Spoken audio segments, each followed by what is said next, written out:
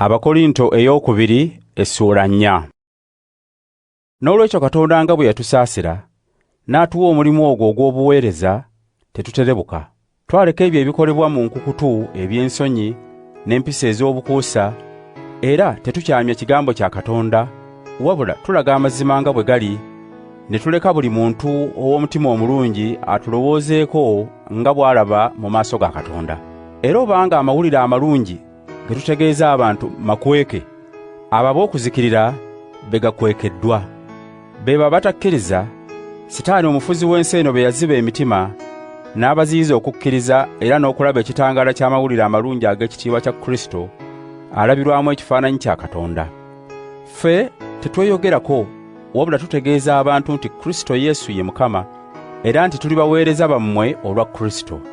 Katonda yalagira ekitangaala kyaka wabadde ekizikiza, ye yayaka mu mitima gyaffe okuleetera abantu ekitangaala, bamanye ekitiibwa kya Katonda ekirabikira mu Kristo.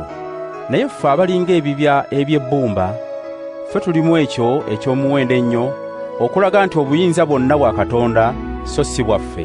Tubonaabona mu buli ngeri, naye tetubulwa bwekyusizo. Tusoberwa, naye tetuggwaamu ssuubi. Tuyigganyizibwa, naye tetwabulirwa. Tumeggebwa, naye tetubetentebwa.